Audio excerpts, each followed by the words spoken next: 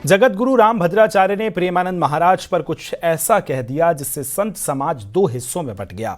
प्रेमानंद महाराज रामभद्राचार्य के बयान पर संतों ने आपत्ति जताते हुए उनकी भाषा और बयान पर असहमति जताई है।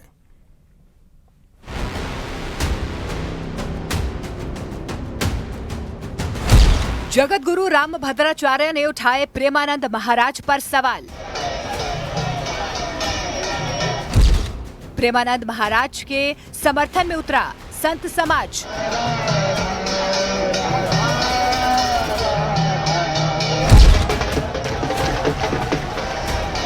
मथुरा वृंदावन के संत प्रेमानंद महाराज किसी पहचान के मोहताज नहीं हैं। बच्चे हों या बड़े, हर कोई उनके ज्ञान और प्रवचनों से प्रभावित है। सोशल मीडिया पर भी प्रेमानंद महाराज जमकर वायरल हैं। लेकिन तुलसी पीठाधीश्वर जगतगुरु रामभद्राचार्य ने प्रेमानंद महाराज पर एक इंटरव्यू में ऐसा बयान दे दिया जिसने संत समाज में हलचल मचा दी।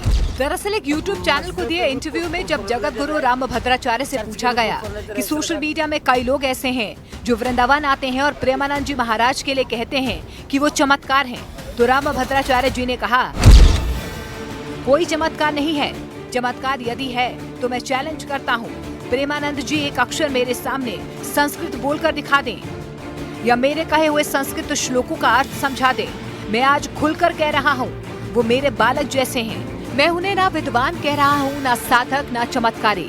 चमत्कार वही है जो शास्त्रार्थ कर सके, श्लोकार्थ कर सके। रामभद्राचार्य के इस बयान के बाद संत समाज नाराज हो गया है। कई संतों ने इसे सनातन धर्म की मर्यादा के खिलाफ बताया और भाषा की मर्यादा बनाए रखने की सलाह दी। प्रेमानंद महाराज जी तो हमारे ब्रजभूमि के दिव्य संत हैं। उनके बारे में इस प्रकार की टिप्पणी बहुत ही निंदनीय है। रामभद्राचार्य जी को ज्ञान का अहंकार हो गया है। रामभद्राचार्य जी ने हजारों करोड़ की संपत्ति इकट्ठी कर ली है। प्रेमानंद महाराज जी ने तो अपने नाम में 1 इंच जमीन नहीं कराई। प्रेमानंद महाराज जी तो माया मोह से दूर रहते हैं और रामभद्राचार्य जी हमेशा माया मोह में गिरे रहते हैं। तो रामभद्राचार्य जी संस्कृत की बात करते हैं। प्रेमानंद महाराज जी बहुत विद्वान है संस्कृत में, कभी उनसे प्रवचन साक्षात करके देखिए। मैं सीधे रामभद्राचार्य जी आपसे पूछना चाहता हूँ, कर्मों का ही तो फल आदमी भोगता है। आप भी भोग रहे हैं, जिसका किसी का पैर कट गया वो भी भोग रहा है, किसी का हाथ कट गया वो भी भोग रहा है। आप कोई परमात्मा नहीं हो, आपने भी जन्म लिया है और आप कोई ब्रह्मा जी नहीं हो जो ब्राह्मणों के वर्णन करोगे। आप पहले खुद शिक्षा लीजिए, खुद सीखिए कैसे उठना चाहिए, कैसे बैठना चाहिए। कई संत प्रेमानंद महाराज के समर्थन में सामने आए और रामभद्राचार्य से माफी मांगने की मांग भी की। प्रेमानंद जी महाराज एक ऐसे संत हैं जिनकी ख्याति विश्व में फैल गई है, क्योंकि उनके हृदय में, उनके रोम रोम में राधा रानी समाई हुई है। उन्होंने लाखों करोड़ों भक्तों को भगवान से जोड़ा है, वृंदावन से जोड़ा है। तो रामभद्राचार्य जी महाराज जो इतने पहुंचे हुए संत हैं, इतने व्याख्यात हैं, उनके लिए ऐसी बातें शोभा नहीं देती। इन बातों से गलत मैसेज समाज में जाता है कि ऐसे बड़े बड़े संत भी प्रेमानंद जी महाराज से जल रहे हैं। भक्ति का संस्कृत से क्या लेना देना। कोई चाइनीज आ जाए आपसे कह दे चाइनीज आती है, कोई फ्रेंच आ जाए वो आपसे कहे फ्रेंच आती है, कोई रसियन आ जाए वो कहे रसियन आती है। भक्ति का किसी से लेना देना नहीं है। वृंदावन धाम में पूरी दुनिया के लोग भक्ति भजन कर रहे हैं, राधा नाम स्तुति कर रहे हैं, अयोध्या धाम में राम नाम स्तुति कर रहे हैं, काशी में भोले बाबा की स्तुति कर रहे हैं। इस बात का संस्कृत से क्या लेना देना। भक्ति का किसी धन से, किसी वैभव से, किसी वाणी से कुछ भी लेना देना नहीं है।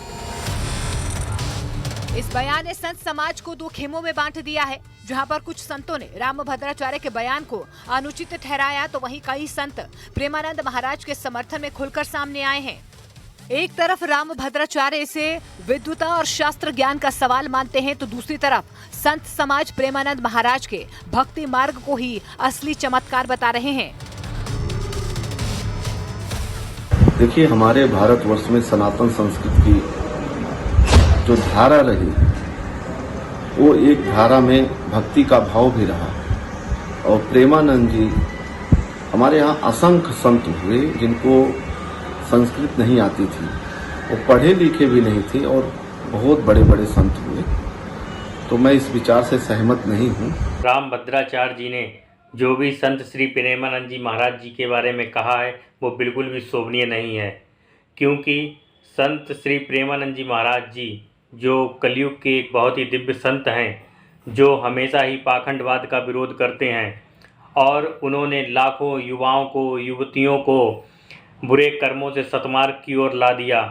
ऐसे संत के बारे में कुछ भी टीका टिप्पणी करना बिल्कुल भी शोभनीय नहीं है।